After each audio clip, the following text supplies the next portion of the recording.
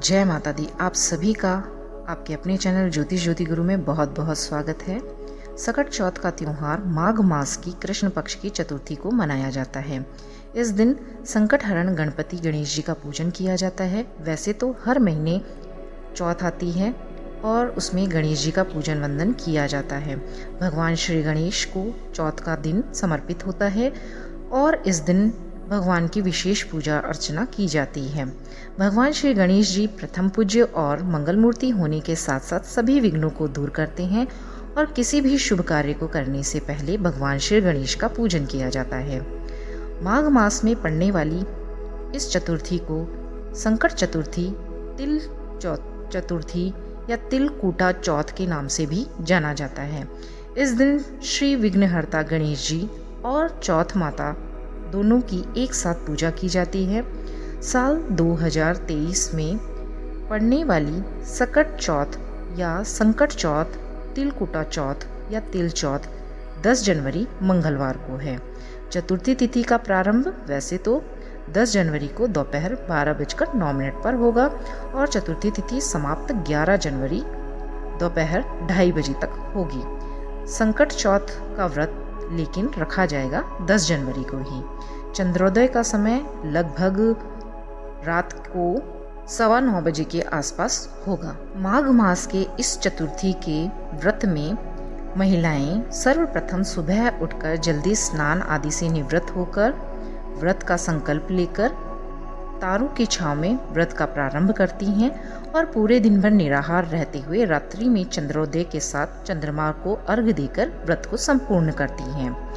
इस व्रत में महिलाएं निर्जल व्रत रखती हैं और भगवान गणेश और माता पार्वती की विधिवत पूजा करती हैं। इस दिन पुत्रवती स्त्रियां दिन भर निर्जल रहकर फलाहार भी कर सकती हैं तथा सकट माता पर पूरी पकवान चढ़ाती हैं तथा कथा सुनती हैं। इस दिन तिल को भूनकर गुड़ के साथ कूटा जाता है तो वह तिलकूटा बन जाता है और इसे ही भोग के रूप में माता और गणेश जी को भोग लगाया जाता है।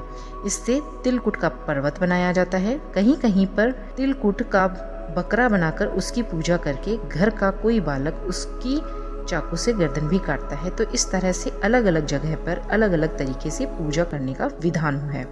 लेकिन मुख्य रूप से भगवान गणेश को और माता पार्वती को सकट माता के रूप में तिल का और गुड़ का भोग लगाना अत्यंत ही महत्वपूर्ण होता है। पूजा करने के लिए सभी पूजन सामग्रियों के रूप में एक चौकी लगाई जाती है। मिट्टी से बने हुए गणेश जी की प्रतिमा स्थापित की जाती है। अगर आपके पास मिट्टी की प्रतिमा या भगवान गणेश की कोई प्रतिमा नहीं है तो सुपारी को भी भगवान गणेश की प्रतिमा के रूप में मानकर उनका भी पूजन किया जा सकता है।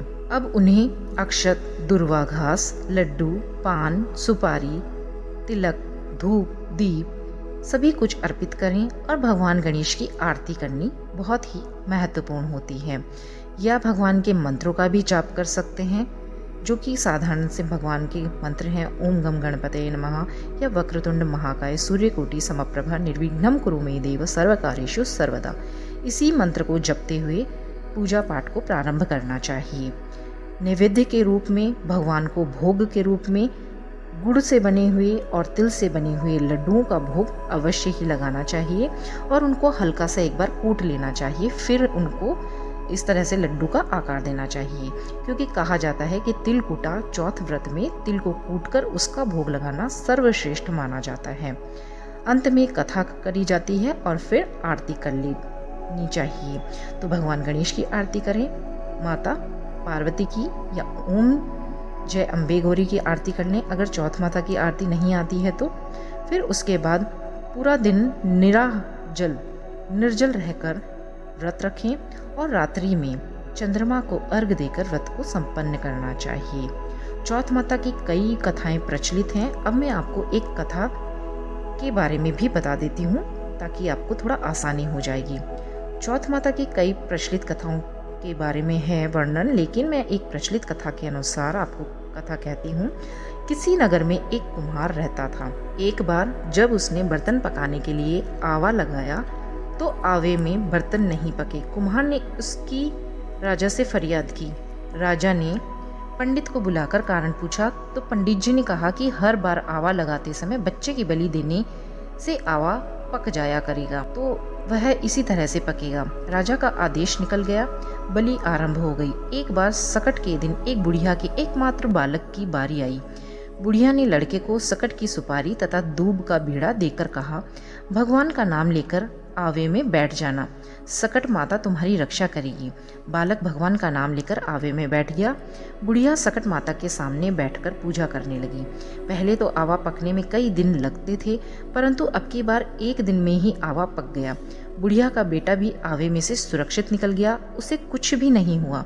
सकट माता की कृपा से उसको तनिक भी चोट नहीं पहुंची। नगरवासियों ने जब यह सब देखा और पूछा कि इसे कुछ भी क्यों नहीं हुआ है, तब उस बुढ़िया ने सकट माता की महिमा उन्हें बताई। तब सभी नगरवासियों ने सकट माता की महिमा स्वीकार की। सकट माता की कृपा से अन्य बालक भी जी उठे जिनकी भी पहले बलि दी गई थी। इस प्रकार से सकट माता का सभी जगह जय जयकार हुआ और माता का व्रत रखने की प्रथा प्रारंभ हुई। तो इस तरह से जो भी सकट माता का व्रत रखता है तो उसकी सभी संतानें सुरक्षित रहती हैं और माता का आशीर्वाद गणेश जी के साथ उन्हें प्राप्त होता है। तो इसी प्रकार से जो भी सकट माता का व्रत रखता है, कथा सुनता है, पढ़ता है या किसी भी तरह से माता का पूर्ण श्रद्धा से पूजन पाठ करता है, तो सकट माता उसके ऊपर अपना आशीर्वाद अवश्य ही बनाती है। तो चलिए मिलते हैं नई वीडियो के साथ, तब तक के लिए नमस्कार, जय माता दी।